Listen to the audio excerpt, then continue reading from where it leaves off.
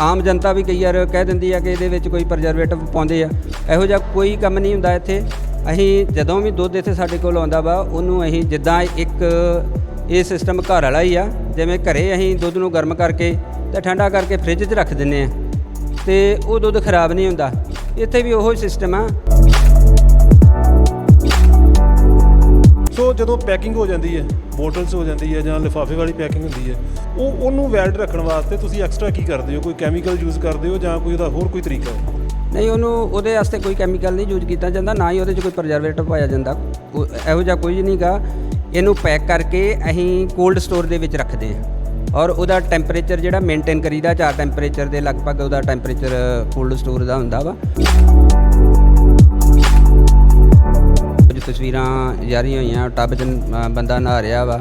ਇਹ ਘਟਨਾ ਜਿਹੜੀ ਆ ਤੁਰਕੀ ਦੇਸ਼ ਦੀ ਹੈ ਔਰ ਜਿਹੜੇ ਉਹਨੂੰ ਫੈਲਾਉਣ ਵਾਲੇ ਤੇ ਜਾਰੀ ਕਰਨ ਵਾਲੇ ਸੀ ਉਹ ਗ੍ਰਿਫਤਾਰ ਕਰ ਲਏ ਗਏ ਸੀ ਉੱਥੋਂ ਦੀ ਸਰਕਾਰ ਨੇ।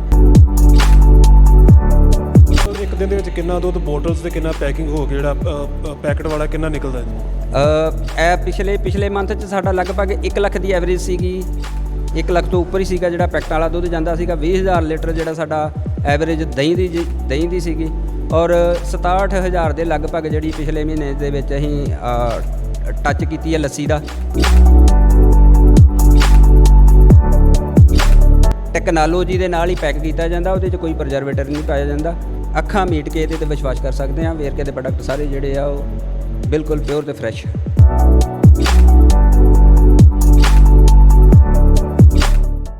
ਸੋ ਰਹਿਮਤ ਤੇ ਸਰਕਾਰ ਟੀਵੀ ਨਾਲ ਜੁੜ ਚੁੱਕੇ ਹੋ ਦੋਸਤੋ। ਮੇਰਾ ਨਾਮ ਹੈ ਗੁਰਿੰਦਰ ਸਿੰਘ ਬਾੜ। ਜਿਵੇਂ ਪਿਛਲੇ ਦਿਨੀ ਤੁਸੀਂ ਕੋਈ ਤਸਵੀਰਾਂ ਦੇਖੀਆਂ ਸੀ ਸੋਸ਼ਲ ਸਾਈਟਾਂ ਦੇ ਉੱਪਰ ਕਿ ਇੱਕ ਵਿਅਕਤੀ ਮਿਲਕ ਪਲਾਂਟ ਦੇ ਅੰਦਰ ਦੁੱਧ ਦੇ ਟੱਬ ਵਿੱਚ ਨਹਾ ਰਿਹਾ ਔਰ ਕੁਝ ਲੋਕਾਂ ਨੇ ਇਤਰਾਜ਼ ਜਤਾਇਆ ਸੀ ਕਿ ਜੋ ਮਿਲਕ ਪਲਾਂਟ ਨੇ ਇਹ ਦੁੱਧ ਦੇ ਵਿੱਚ ਕੈਮੀਕਲ ਵੀ ਯੂਜ਼ ਕਰਦੇ ਨੇ, ਤਾਂ ਕਰਕੇ ਕਾਫੀ ਦਿਨਾਂ ਤੱਕ ਜਾਂ ਮਹੀਨਿਆਂ ਬਾਅਦ ਹੀ ਵੈਲਿਡ ਰਹਿੰਦਾ।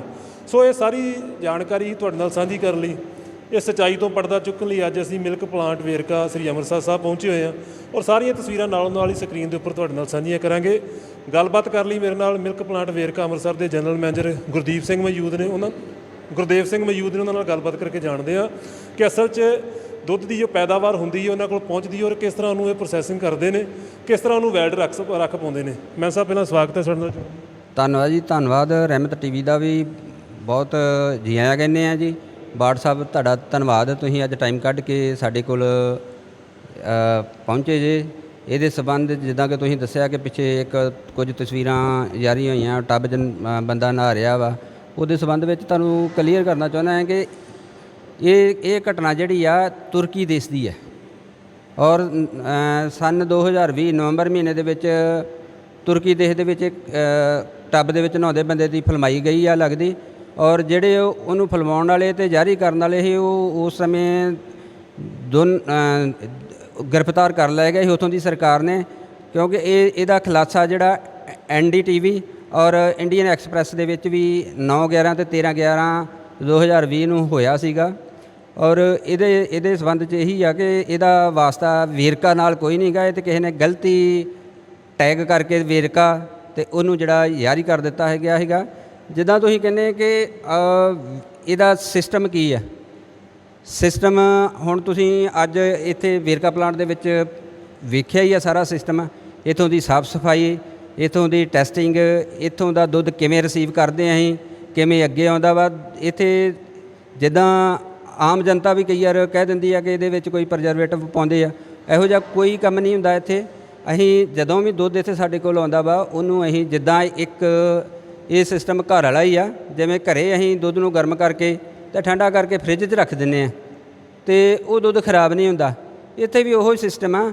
ਦੁੱਧ ਆਉਂਦਾ ਵਾ, ਪ੍ਰੋਸੈਸ ਕਰੀਦਾ, ਉਹਨੂੰ ਪਾਸਚਰਾਈਜ਼ ਕਰੀਦਾ, ਪਾਸਚਰਾਈਜ਼ ਤੋਂ ਬਾਅਦ ਉਹਨੂੰ ਯਕਦਮ ਠੰਡਾ ਕਰੀਦਾ 4-5 ਟੈਂਪਰੇਚਰ 'ਤੇ ਉਹਨੂੰ ਠੰਡਾ ਕਰ ਲਈਦਾ ਔਰ ਉਹਨੂੰ ਜੇ ਆਪਾਂ ਨੈਕਸਟ ਅਗਲਾ ਜਿਹੜਾ ਜਿੱਦਾਂ ਅਸੀਂ ਹੁਣ ਉਹਨੂੰ ਪੈਕ ਕਰਕੇ ਪੈਕਟਾਂ ਦੇ ਵਿੱਚ ਸ਼ਹਿਰ ਦੇ ਵਿੱਚ ਭੇਜਤਾ ਔਰ ਸ਼ਹਿਰ ਦੇ ਵਿੱਚ ਜੇ ਅਸੀਂ ਉਹਨੂੰ ਠੰਡੀ ਜਗ੍ਹਾ 'ਤੇ ਰੱਖਾਂਗੇ, ਫਰਿੱਜ ਦੇ ਵਿੱਚ ਰੱਖਾਂਗੇ, ਡੀ ਫਰੀਜ਼ਰ ਦੇ ਵਿੱਚ ਰੱਖਾਂਗੇ ਤੇ ਉਹ ਦੁੱਧ ਜਿਹੜਾ ਉਹ ਜਿੰਨੀ ਉਹਦੀ ਸੈਲਫ ਲਾਈਫ ਲਿਖੀ ਆ ਉਹ ਕਦੀ ਵੀ ਖਰਾਬ ਨਹੀਂ ਹੁੰਦਾ। ਪਿੱਛੇ ਜੇ ਇੱਕ ਜਿੱਦਾਂ ਆਮ ਹੀ ਜਨਤਾ ਕਹਿ ਦਿੰਦੀ ਆ ਜੀ ਜਿਹੜਾ ਤਾਜ਼ਾ ਦੁੱਧ ਆ ਉਹ 2 ਘੰਟੇ ਵੀ ਨਹੀਂ ਕੱਢਦਾ, 3 ਘੰਟੇ ਵੀ ਨਹੀਂ ਕੱਢਦਾ, ਉਹਨੂੰ ਵੀ ਜੇ ਅਸੀਂ ਬੋਇਲ ਕਰਕੇ ਠੰਡਾ ਕਰਕੇ ਫਰਿੱਜ 'ਚ ਰੱਖ ਦਾਂਗੇ ਤੇ ਉਹ ਵੀ ਦੁੱਧ ਖਰਾਬ ਨਹੀਂ ਹੋ ਸਕਦਾ। ਉਹਨਾਂ ਦਾ ਇਤਰਾਜ਼ ਇਹ ਵੀ ਹੈ ਕਿ ਜਦੋਂ ਆਪਾਂ ਘਰ ਵਾਲਾ ਦੁੱਧ ਤੁਸੀਂ ਕਿਹਾ ਨਾ ਉਹਨੂੰ ਗਰਮ ਕਰਕੇ ਰੱਖ ਦਿੰਦੇ। ਜਿਹੜੀ ਸਾਡੀ ਇਨਵਾਇਰਨਮੈਂਟ ਆ ਉਹ ਕਈ ਵਾਰੀ ਸੂਟ ਨਹੀਂ ਕਰਦੀ ਕਿ ਅੱਗੇ ਗਰਮੀ ਦਾ ਮੌਸਮ ਹੈ ਤੇ ਗਰਮੀ ਦੇ ਮੌਸਮ ਵਿੱਚ ਵੈਸੇ ਵੀ 1-1.5 ਘੰਟੇ ਤੋਂ ਬਾਅਦ ਜਿਹੜਾ ਦੁੱਧ ਹੈ ਵੈਲਡ ਨਹੀਂ ਰਹਿੰਦਾ। ਸੋ ਜਦੋਂ ਪੈਕਿੰਗ ਹੋ ਜਾਂਦੀ ਹੈ, ਬੋਟਲਸ ਹੋ ਜਾਂਦੀ ਹੈ ਜਾਂ ਲਿਫਾਫੇ ਵਾਲੀ ਪੈਕਿੰਗ ਹੁੰਦੀ ਹੈ, ਉਹਨੂੰ ਵੈਲਡ ਰੱਖਣ ਵਾਸਤੇ ਤੁਸੀਂ ਐਕਸਟਰਾ ਕੀ ਕਰਦੇ ਹੋ? ਕੋਈ ਕੈਮੀਕਲ ਯੂਜ਼ ਕਰਦੇ ਹੋ ਜਾਂ ਕੋਈ ਉਹਦਾ ਹੋਰ ਕੋਈ ਤਰੀਕਾ ਹੈ? ਨਹੀਂ, ਉਹਦੇ ਵਾਸਤੇ ਕੋਈ ਕੈਮੀਕਲ ਨਹੀਂ ਯੂਜ਼ ਕੀਤਾ ਜਾਂਦਾ, ਨਾ ਹੀ ਉਹਦੇ 'ਚ ਕੋਈ ਪ੍ਰੀਜ਼ਰਵੇਟਿਵ ਪਾਇਆ ਜਾਂਦਾ। ਇਹੋ ਜਿਹਾ ਕੁਝ ਨਹੀਂ ਗਾ। ਇਹਨੂੰ ਪੈਕ ਕਰਕੇ ਅਸੀਂ ਕੋਲਡ ਸਟੋਰ ਦੇ ਵਿੱਚ ਰੱਖਦੇ ਹਾਂ ਔਰ ਉਹਦਾ ਟੈਂਪਰੇਚਰ ਜਿਹੜਾ ਮੇਨਟੇਨ ਕਰੀਦਾ 4 ਟੈਂਪਰੇਚਰ ਦੇ ਲਗਭਗ ਉਹਦਾ ਟੈਂਪਰੇਚਰ ਕੋਲਡ ਸਟੋਰ ਦਾ ਹੁੰਦਾ ਵਾ। ਔਰ ਉੱਥੋਂ ਹੀ ਅਸੀਂ ਜਿਹੜੀਆਂ ਸਾਡੇ ਇੰਸੂਲੇਟਡ ਗੱਡੀਆਂ ਨੇ ਉਹਨਾਂ 'ਚ ਹੀ ਸ਼ਹਿਰ 'ਚ ਸਾਰੀ ਸਪਲਾਈ ਹੋਣਾ ਵਾ। ਉੱਥੇ ਵੀ ਗਾੜੀ ਅਸੀਂ ਇਹਨਾਂ ਨੂੰ ਉਹਦੇ ਵਿੱਚ ਵਿਜੀ ਕੂਲਰ ਦਿੱਤੇ ਆ, ਡੀ ਫਰੀਜ਼ਰ ਦਿੱਤੇ ਆ ਔਰ ਉਹਦੇ ਵਿੱਚ ਉਹਨੂੰ ਰੱਖ ਲੈਂਦੇ ਆ ਔਰ ਉਸੇ ਤਰੀਕੇ ਨਾਲ ਉਹਦੀ ਸੇਲ ਕਰਦੇ ਆ। ਜਿੰਨਾ ਚਿਰ ਤੱਕ ਉਹਦੀ ਕੂਲਿੰਗ ਚੇਨ ਜਿਹੜੀ ਆ ਬਰਕਰਾਰ ਰਹਿੰਦੀ ਆ ਤੇ ਉਹ ਖਰਾਬ ਨਹੀਂ ਹੋਣ ਦੇ ਉਹਦੇ ਚਾਂਸਸ ਨਹੀਂ ਹੁੰਦੇ। ਸੋ ਅੰਮ੍ਰਿਤਸਰ ਜ਼ਿਲ੍ਹੇ ਨੂੰ ਤੁਸੀਂ ਕਵਰ ਕਰਦੇ ਹੋ? ਅੰਮ੍ਰਿਤਸਰ ਤੇ ਤਰਨਤਾਰਨ 2 ਜ਼ਿਲ੍ਹੇ ਜਿਹੜੇ ਆ ਉਹ ਅਸੀਂ ਕਵਰ ਕਰ ਰਹੇ ਹਾਂ ਜੀ। ਦੋਨਾਂ ਜ਼ਿਲ੍ਹਿਆਂ 'ਚ ਸਾਡੀਆਂ ਦੁੱਧ ਉਤਪਾਦਕ ਸਹਿਕਾਰੀ ਸਭਾਵਾਂ ਲਗਭਗ 617 ਦੇ ਲਗਭਗ ਇਸ ਵੇਲੇ ਸਾਡੀਆਂ ਦੁੱਧ ਉਤਪਾਦਕ ਸਹਿਕਾਰੀ ਸਭਾਵਾਂ, 295 ਦੇ ਲਗਭਗ ਸਾਡੇ ਕੋਲ ਕਮਰਸ਼ੀਅਲ ਡੇਅਰੀ ਫਾਰਮਰ ਜਿਹੜੇ ਵੱਡੇ ਕਿਸਾਨ ਜਿਨ੍ਹਾਂ ਗਾਵਾਂ ਦੇ ਫਾਰਮ ਬਣਾਏ ਆ ਉਹਨਾਂ ਤੋਂ ਦੁੱਧ ਪਰਚੇਜ਼ ਕਰ ਰਹੇ ਆ। ਤੇ ਪਰ ਡੇ ਕਿੰਨਾ ਰਿਸੀਵ ਕਰ ਲੈਂਦੇ? ਇਸ ਵੇਲੇ ਸਾਡੇ ਕੋਲ ਜਿਹੜਾ ਪਰ ਡੇ 1,85,000 ਲੀਟਰ ਦੁੱਧ ਜਿਹੜਾ ਹੁਣ ਦੇ ਟਾਈਮ ਆ ਰਿਹਾ ਵਾ। ਇਹ ਜਿਹੜਾ ਅਸੀਂ ਫਲੱਸ਼ ਸੀਜ਼ਨ 'ਚ ਤਾਂ ਸਾਡੇ ਕੋਲ 2,70,000 80,000 ਤੱਕ ਵੀ ਚਲੇ ਗਿਆ ਸੀਗਾ। ਸੋ ਤੁਸੀਂ ਕਿਹਾ 95 ਕਿਹਾ 295 ਕਮਰਸ਼ੀਅਲ ਡੇਅਰੀ ਫਾਰਮਰ ਤੇ 617 ਦੁੱਧ ਉਤਪਾਦਕ ਸਹਿਕਾਰੀ ਸਭਾਵਾਂ। ਸੋ ਇੱਕ ਹੋਰ ਵੀ ਗੱਲ ਸੋਚਣ ਵਾਲੀ ਹੈ ਜਿਹੜੀ ਆਮ ਇੰਟਰਵਿਊ ਦੇ ਵਿੱਚ ਵੀ ਲੋਕ ਕਰਦੇ ਆ ਜਾਂ ਸਾਡੇ ਨਾਲ ਵੀ ਜਾਂ ਦੁਕਾਨਦਾਰ ਵੀ ਕਰਦੇ ਆ ਕਿ ਜਿੰਨੀ ਦੁੱਧ ਦੀ ਪੈਦਾਵਾਰ ਹੈ ਇਹਨਾਂ ਪਿੰਡਾਂ ਦੇ ਵਿੱਚ ਉਹਨਾਂ ਦੁੱਧ ਜਿਹੜਾ ਆ ਉਹ ਉੱਥੇ ਹੀ ਖਪਤ ਹੋ ਜਾਂਦਾ ਜਾਂ ਤੁਸੀਂ ਲੈ ਆਏ ਕੁਝ, ਤੇ ਜਿਹੜੇ ਦੁਕਾਨਦਾਰ ਨੇ ਕੁਆਂਟਲਾਂ ਦਾ ਦੁੱਧ ਵੇਚਦੇ ਨੇ ਉਹ ਦੁੱਧ ਕਿੱਥੋਂ ਆ ਰਿਹਾ? ਇਹਦੇ ਸੰਬੰਧ 'ਚ ਤਾਂ ਮੈਂ ਇਹੀ ਕਹਿਣਾ ਚਾਹੁੰਦਾ ਕਿ ਜਿੱਦਾਂ ਅਸੀਂ ਦੁੱਧ ਉਤਪਾਦਕ ਸਹਿਕਾਰੀ ਸਭਾਵਾਂ ਖੋਲ੍ਹੀਆਂ ਉੱਥੇ ਇਹਦੇ ਵਿੱਚ ਇਹ ਪਲਾਂਟ ਦੇ ਨਾਲ ਇਨਵੋਲਵਮੈਂਟ ਸਿਰਫ ਜ਼ਿਮੀਂਦਾਰਾਂ ਦੀ ਆ, ਦੁੱਧ ਉਤਪਾਦਕਾਂ ਦੀ ਹੈ। ਇਹ ਪਲਾਂਟ ਦੁੱਧ ਉਤਪਾਦਕਾਂ ਦਾ ਵਾ ਔਰ 2-2 4-4 ਕਿਲੋ ਵਾਲੇ ਇਹਦੇ ਹਿੱਸੇਦਾਰ ਨੇ। ਪਿੱਛੇ ਜੇ ਜਦੋਂ ਸਰਦਾਰ ਕੈਪਟਨ ਕਵਲਜੀਤ ਸਿੰਘ ਜੀ ਸਹਿਕਾਰਤਾ ਮੰਤਰੀ ਬਣੇ ਹੈਗੇ, ਉਹਨਾਂ ਨੇ ਇਹਦੇ ਵਿੱਚ ਸਮੂਲੀਅਤ ਕਰਵਾਈ ਸੀ ਕਮਰਸ਼ੀਅਲ ਡੇਅਰੀ ਫਾਰਮਰ ਦੀ, ਵੱਡੇ ਫਾਰਮਾਂ ਦੀ, ਔਰ ਉਹ ਵੀ ਹੁਣ ਇਹਦੇ ਮੈਂਬਰ ਬਣੇ ਨੇ। ਉਹ ਵੀ ਲਗਭਗ ਸਾਡੇ ਕੋਲ 295 ਕੁ ਮੈਂਬਰ ਦੁੱਧ ਪਾ ਰਹੇ ਆ। ਸਾਰਾ ਦੁੱਧ ਜਿਹੜਾ ਪਾਰਦਰਸ਼ੀ ਤਰੀਕੇ ਨਾਲ ਲਿਆ ਜਾਂਦਾ ਤੇ ਪਾਰਦਰਸ਼ੀ ਤਰੀਕੇ ਨਾਲ ਹੀ ਇਹਨੂੰ ਰਿਸੀਵ ਕਰਕੇ ਅੱਗੇ ਸਪਲਾਈ ਕੀਤਾ ਜਾਂਦਾ ਵਾ। ਜਿਹੜੀ ਤੁਸੀਂ ਉਹ ਗੱਲ ਕੀਤੀ ਆ ਉਹਦੇ ਸੰਬੰਧ 'ਚ ਤੇ ਤੁਸੀਂ ਆਪ ਦੇਖ ਸਕਦੇ ਆ ਕਿ ਕੀ ਆ ਸਿਸਟਮ। ਸੋ ਜਿਹੜਾ ਮੇਰੇ ਨਾਲ ਤੁਹਾਡੇ ਜਿਹੜੇ ਅਧਿਕਾਰੀ ਨੇ ਉਹ ਗੱਲਬਾਤ ਕਰਦੇ ਪਿਆ ਸੀ ਕਿ 4 ਮੰਥ ਤੱਕ ਵੀ ਅਸੀਂ ਵੈਲਡ ਰੱਖ ਲੈਂਦੇ ਹਾਂ ਜਿਹੜਾ ਦੁੱਧ ਸਾਡੇ ਤੋਂ ਤਿਆਰ ਹੋ ਕੇ ਜਾਂਦਾ, ਉਹਦਾ ਕੀ ਪ੍ਰੋਸੈਸ ਹੈ? ਉਹ ਸਾਡਾ ਪਲਾਂਟ ਜਿਹੜਾ ਇਸ ਵੇਲੇ ਬਸੀ ਪਠਾਣਾ ਲੱਗ ਗਿਆ ਜੀ ਔਰ ਉਹਦੇ 'ਚ ਉਹ UHT ਸਿਸਟਮ ਆ। ਉਹਦੇ ਜਿੱਦਾਂ ਹੁਣ ਆਪਾਂ ਬਾਹਰਲੀਆਂ ਕੰਟਰੀਆਂ ਦੀ ਗੱਲ ਕਰਦੇ ਹਾਂ ਜੀ, ਉੱਥੇ ਦੁੱਧ ਇੰਨਾ ਚਿਰ ਕੱਢ ਜਾਂਦਾ 6-6 ਮਹੀਨੇ ਤੱਕ ਰੂਮ ਟੈਂਪਰੇਚਰ 'ਤੇ ਪਿਆ ਰਹਿੰਦਾ। ਉਹ ਵੀ ਟੈਕਨੋਲੋਜੀ ਆ ਗਈ ਆ, ਉਹ ਵੀ ਛੇਤੀ ਜਿਹੜਾ ਦੁੱਧ ਆ ਉਹ ਮਾਰਕੀਟ ਦੇ ਵਿੱਚ ਆਊਗਾ। ਜਿਹੜਾ ਕਲਰ ਦਿੰਦੇ ਆਪਾਂ ਕੁਝ ਫਲੇਵਰਸ ਵਗੈਰਾ ਹੁੰਦੇ ਨੇ ਉਹਨਾਂ ਦੇ ਵਿੱਚ ਕੋਈ ਕੈਮੀਕਲ ਜ਼ਰੂਰ ਹੁੰਦਾ ਕਿ ਜਾਂ ਉਹ ਕੀ ਅਸਲ 'ਚ ਉਹਦਾ ਕਾਰਨ ਕੀ ਹੈ? ਨਹੀਂ, ਉਹ ਫਲੇਵਰਡ ਮਿਲਕ ਉਹਨੂੰ ਅਸੀਂ ਕਹਿੰਦੇ ਆ। ਜਿਹੜਾ ਸਾਡੇ ਕੋਲ ਇਸ ਵੇਲੇ ਅਸੀਂ ਗਲਾਸ ਬੋਟਲ 'ਚ ਵੀ ਦਿੰਦੇ ਆ। ਅਸੀਂ ਉਹਨੂੰ ਅੱਗੇ ਜਿਹੜੀ ਆ PPT ਬੋਟਲ 'ਚ ਲਿਆ ਰਹੇ ਆ, ਪਲਾਸਟਿਕ ਦੀਆਂ ਬੋਟਲਾਂ 'ਚ ਵੀ ਲਿਆ ਰਹੇ ਆ। ਸਾਡੇ ਕੋਲ ਰੀਸੈਂਟ ਛੇਤੀ ਉਹ ਮਸ਼ੀਨ ਵੀ ਆ ਜੂਗੀ ਜਿਹੜੀ ਲਗਭਗ 70-80 ਲੱਖ ਰੁਪਏ ਦੀ ਮਸ਼ੀਨ ਆ ਔਰ ਉਹਦੇ ਵਿੱਚ ਕੋਈ ਪ੍ਰੀਜ਼ਰਵੇਟਿਵ ਨਹੀਂ ਪਾਇਆ ਜਾਂਦਾ। ਉਹ ਵੱਖ-ਵੱਖ 10 ਕਿਸਮ ਦੀਆਂ ਜਿਹੜੀਆਂ ਫਲੇਵਰਡ ਮਿਲਕ ਜਿਹੜਾ ਵੇਰਕਾ ਮਾਰਕੀਟ ਦੇ ਸਪਲਾਈ ਕਰ ਰਿਹਾ। ਟੋਟਲ ਇੱਕ ਦਿਨ ਦੇ ਵਿੱਚ ਕਿੰਨਾ ਦੁੱਧ ਬੋਟਲਸ ਤੇ ਕਿੰਨਾ ਪੈਕਿੰਗ ਹੋ ਕੇ ਜਿਹੜਾ ਪੈਕਟ ਵਾਲਾ ਕਿੰਨਾ ਨਿਕਲਦਾ ਜੀ? ਇਹ ਪਿਛਲੇ ਮੰਥ 'ਚ ਸਾਡਾ ਲਗਭਗ 1 ਲੱਖ ਦੀ ਐਵਰੇਜ ਸੀਗੀ। 1 ਲੱਖ ਤੋਂ ਉੱਪਰ ਹੀ ਸੀਗਾ ਜਿਹੜਾ ਪੈਕਟ ਵਾਲਾ ਦੁੱਧ ਜਾਂਦਾ ਸੀਗਾ। 20,000 ਲੀਟਰ ਜਿਹੜਾ ਸਾਡਾ ਐਵਰੇਜ ਦਹੀਂ ਦੀ ਸੀਗੀ ਔਰ 67,000 ਦੇ ਲਗਭਗ ਜਿਹੜੀ ਪਿਛਲੇ ਮਹੀਨੇ ਦੇ ਵਿੱਚ ਅਸੀਂ ਟੱਚ ਕੀਤੀ ਹੈ ਲੱਸੀ ਦਾ। ਇਹ ਜਿਹੜਾ ਮਾਰਕੀਟ ਦੇ ਵਿੱਚ ਅਸੀਂ ਭੇਜ ਰਹੇ ਹਾਂ। ਇਸ ਤੋਂ ਇਲਾਵਾ ਦੇਸੀ ਘੀ ਹੈ, ਪਨੀਰ ਵੀ ਤਿਆਰ ਕੀਤਾ ਜਾਂਦਾ, ਉਹ ਇਹਦੇ ਵਿੱਚ ਕਿਵੇਂ ਐਡਜਸਟ ਕਰਦੇ ਹੋ ਜਿੰਨਾ ਦੁੱਧ ਤੁਹਾਡੇ ਕੋਲ ਡੇਲੀ ਆ ਰਿਹਾ? ਜਿੱਦਾਂ ਦੁੱਧ ਸਾਡੇ ਕੋਲ ਵੱਖ-ਵੱਖ ਫੈਟ ਦਾ ਅਸੀਂ ਲੈਂਦੇ ਹਾਂ, ਮੱਝ ਦਾ ਵੀ ਵੱਖਰਾ ਲੈਂਦੇ ਹਾਂ, ਗਾਵਾਂ ਦਾ ਵੱਖਰਾ ਲੈਂਦੇ ਹਾਂ। ਜਦੋਂ ਇੱਥੇ ਸਾਡੇ ਕੋਲ ਆਉਂਦਾ ਵਾ ਮਾਰਕੀਟ ਦੇ ਵਿੱਚ ਜਿੱਦਾਂ ਦੁੱਧ ਸਕਿਮ ਮਿਲਕ ਵੀ ਜਾਣਾ ਵਾ, ਸਟੈਂਡਰਡ ਵੀ ਜਾਣਾ ਵਾ, ਫੁੱਲ ਕਰੀਮ ਵੀ ਜਾਣਾ ਵਾ, ਉਹਦੇ ਹਿਸਾਬ ਨਾਲ ਜਿਹੜੀ ਜਦੋਂ ਪਾਸਚਰਾਈਜ਼ ਸੈਪਰੇਸ਼ਨ ਕਰੀਦੀ ਆ ਤੇ ਉਹਦੇ ਤੋਂ ਜਿਹੜੀ ਕਰੀਮ ਬਚਦੀ ਹੈ ਉਹਦਾ ਘਿਓ ਬਣ ਕੇ ਉਹੀ ਮਾਰਕੀਟ ਦੇ ਵਿੱਚ ਜਾਂਦਾ। ਉਹਦੇ ਵਿੱਚ ਜਿਹੜਾ ਕਿ ਉਹ ਕਰੀਮ ਦੇ ਵਿੱਚੋਂ ਘਿਓ ਨਿਕਲਦਾ ਹੈ, ਬਾਕੀ ਉਹ ਕਿੰਨੀ ਕੁਆਂਟੀਟੀ ਹੋਏਗੀ? ਉਹ ਤੇ ਜਿੱਦਾਂ ਜਿੱਦਾਂ ਜਿੰਨੀ ਡਿਮਾਂਡ ਹੋਵੇ ਉਹਦੇ ਹਿਸਾਬ ਨਾਲ ਨਿਕਲੀ ਜਾਂਦਾ। ਹੁਣ ਸਾਡੇ ਕੋਲ SGPC ਦਾ ਵੀ ਟੈਂਡਰ ਦਰਬਾਰ ਸਾਹਿਬ ਵੀ ਕਿਉਂ ਜਾ ਰਿਹਾ ਵਾ, ਲਗਾਤਾਰ ਜਾ ਰਿਹਾ। ਮੈਨੂੰ ਉਹਦਾ ਥੋੜ੍ਹਾ ਡਾਊਟ ਇਹ ਹੋਇਆ ਕਿ 2 ਲੱਖ ਲੀਟਰ ਦੁੱਧ ਤੁਸੀਂ ਰਿਸੀਵ ਕਰਦੇ ਹੋ ਇੱਕ ਦਿਨ ਦਾ, ਉਹਦੇ ਵਿੱਚੋਂ 1 ਲੱਖ ਪੈਕਿੰਗ ਵਾਲਾ ਹੋ ਗਿਆ, ਲਿਫਾਫੇ ਵਾਲੀ ਜਿਹੜੀ ਪੈਕਿੰਗ ਹੈ, 20,000 ਬੋਟਲ ਵਾਲਾ ਹੋ ਗਿਆ, 67,000 ਦੂਸਰਾ ਤੁਸੀਂ ਜਿਹੜਾ ਦਹੀਂ 'ਚ ਯੂਜ਼ ਹੁੰਦਾ, 1,87,000 ਹੋ ਗਿਆ, ਪਿੱਛੇ 13,000 ਬਚਿਆ, ਉਹਨੂੰ ਕਿਵੇਂ ਕਨਵਰਟ ਕਰਦੇ ਹੋ ਘਿਓ ਦੇ ਵਿੱਚ? ਨਹੀਂ, ਲੱਸੀ ਨੂੰ ਤੁਸੀਂ 67,000 ਨਾ ਗਿਣੋ, ਲੱਸੀ ਦਾ 1/3 ਉਹਦੇ 'ਚ ਯੂਜ਼ ਹੁੰਦਾ। ਜਿੱਦਾਂ ਤੁਸੀਂ ਫਰਜ਼ ਕਰ ਲਓ 60,000 ਕਰ ਲਓ, ਤੇ 20,000 ਲੀਟਰ ਦੁੱਧ ਉਹਦੇ 'ਚ ਯੂਜ਼ ਹੋਣਾ, ਉਹਦੇ 'ਚ ਉਹਨੂੰ 60,000 ਨਾ ਗਿਣੋ ਤੁਸੀਂ, 60,000 ਨਹੀਂ, ਉਹਦੇ 'ਚ ਦਹੀਂ ਜਿੱਦਾਂ ਵਾ, ਦਹੀਂ ਦਾ ਪੂਰਾ 20,000 ਹੀ ਮੰਨ ਕੇ ਚੱਲੋ। ਬਾਕੀ ਬਚਦਾ ਦਾ ਘਿਓ ਤਿਆਰ। ਹਾਂਜੀ, ਬਾਕੀ ਬਚਦੇ ਦਾ ਘਿਓ ਤਿਆਰ। ਵੈਸੇ ਵੀ ਸਾਡੇ ਕੋਲ ਜਿੱਦਾਂ ਹੁਣ ਫਿਰੋਜ਼ਪੁਰ ਪਲਾਂਟ ਆ, ਉਹਨਾਂ ਕੋਲ ਪਲਾਂਟ ਨਹੀਂ ਹੈਗਾ। ਫਿਰੋਜ਼ਪੁਰ ਪਲਾਂਟ ਦਾ ਵੀ ਦੁੱਧ ਸਾਡੇ ਕੋਲ 15-20,000 ਲੀਟਰ ਦੁੱਧ ਆਉਂਦਾ, ਉਹਨੂੰ ਵੀ ਅਸੀਂ ਕੰਜ਼ਿਊਮ ਕਰਦੇ ਵਿੱਚ। ਸੋ ਜਿਵੇਂ ਤੁਸੀਂ ਸੈਂਪਲਿੰਗ ਕਰਦੇ ਹੋ ਕਿ ਦੁੱਧ ਜਿਹੜਾ ਬਾਹਰੋਂ ਆਇਆ ਠੀਕ ਹੈ, ਜਾਨੀ ਜਿਹੜੀਆਂ ਸਹਿਕਾਰੀ ਸਭਾਵਾਂ ਤੋਂ ਤੁਸੀਂ ਲੈ ਕੇ ਆਏ ਹੋ, ਫਿਰ ਜਿਹੜਾ ਤੁਹਾਡਾ ਇੱਥੋਂ ਤਿਆਰ ਹੁੰਦਾ ਉਹਨੂੰ ਸੈਂਪਲਿੰਗ ਕੌਣ ਕਰਦਾ? ਇਹਦਾ ਸਾਡੇ ਕੋਲ ਕੁਆਲਿਟੀ ਇੰਸ਼ੋਰੈਂਸ ਦੀ ਲੈਬ ਆ, ਉਹਦੇ 'ਚ ਸਾਰਾ ਚੈੱਕ ਹੋ ਕੇ ਹੀ ਬਾਹਰ ਜਾਣਾ ਹੈ।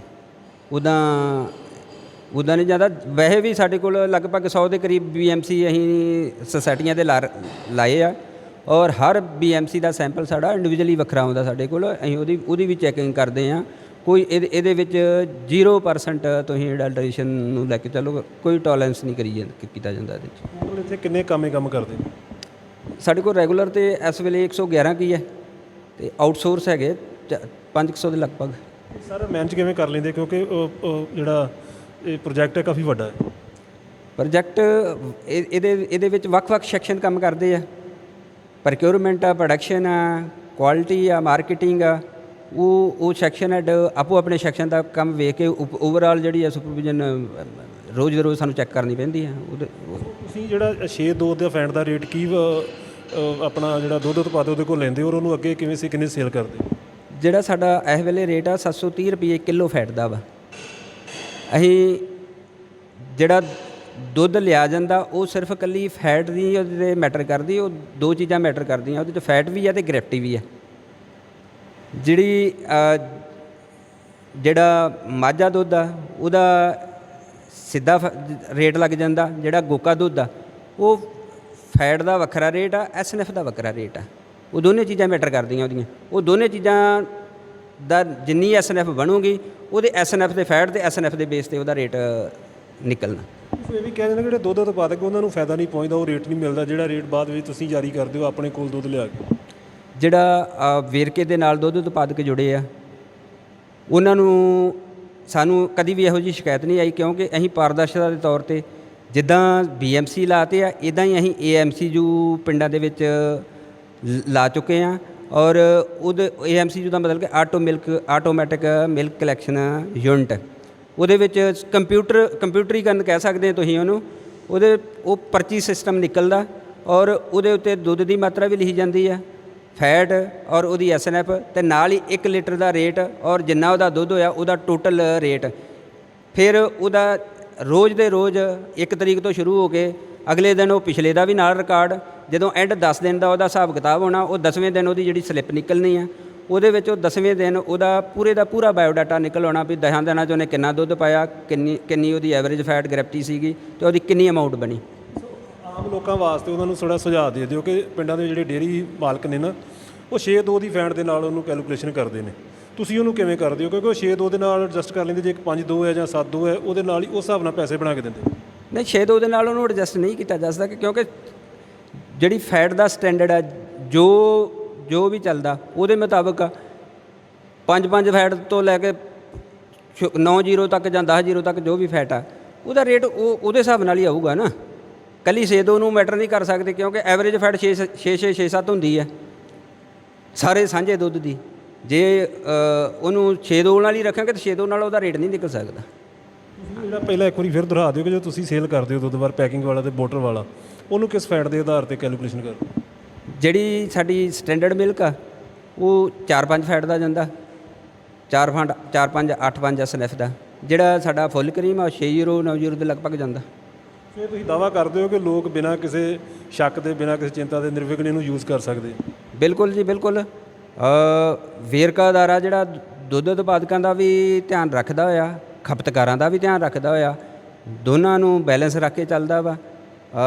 ਜੇ ਦੁੱਧ ਉਤਪਾਦਕ ਨੂੰ ਰੇਟ ਦੇਣਾ ਅਤੇ ਖਪਤਕਾਰ ਨੂੰ ਦੀ ਜੇਬ 'ਤੇ ਵੀ ਧਿਆਨ ਰੱਖ ਕੇ ਉਹਦਾ ਜਿਹੜਾ ਲਿਆ ਜਾਂਦਾ, ਅਤੇ ਇਹ ਬਿਨਾਂ ਝਿਜਕ ਪੂਰਾ ਭਰੋਸਾ ਰੱਖ ਕੇ ਵੇਰਕੇ ਦੇ ਪ੍ਰੋਡਕਟ ਖਰੀਦ ਸਕਦੇ ਜੇ।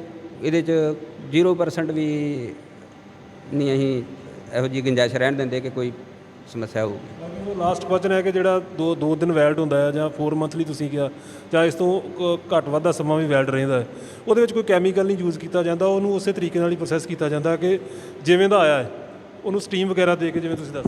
ਬਿਲਕੁਲ ਜੀ, ਬਿਲਕੁਲ। ਜਿੱਦਾਂ ਹੁਣ ਸਾਡੀ ਉਹ ਫਲੇਵਰਡ ਮਿਲਕ ਆ, ਇਹਦੀ ਜਿੰਨੇ ਵੀ ਮੰਥ ਦੀ ਲਿਖੀ ਗਈ ਹੋਊਗੀ ਵੈਲਿਡਿਟੀ, ਉਹਨੂੰ ਉਹ ਉਸੇ ਟੈਕਨੋਲੋਜੀ ਦੇ ਨਾਲ ਹੀ ਪੈਕ ਕੀਤਾ ਜਾਂਦਾ, ਉਹਦੇ 'ਚ ਕੋਈ ਪ੍ਰਜ਼ਰਵੇਟਰ ਨਹੀਂ ਪਾਇਆ ਜਾਂਦਾ, ਅਤੇ ਇਹ ਬਿਨਾਂ ਅੱਖਾਂ ਮੀਟ ਕੇ ਇਹਦੇ 'ਤੇ ਵਿਸ਼ਵਾਸ ਕਰ ਸਕਦੇ ਹਾਂ। ਵੇਰਕੇ ਦੇ ਪ੍ਰੋਡਕਟ ਸਾਰੇ ਜਿਹੜੇ ਆ ਉਹ ਬਿਲਕੁਲ ਪਿਓਰ ਅਤੇ ਫਰੈਸ਼। ਧੰਨਵਾਦ ਹੈ ਬਹੁਤ ਬਹੁਤ।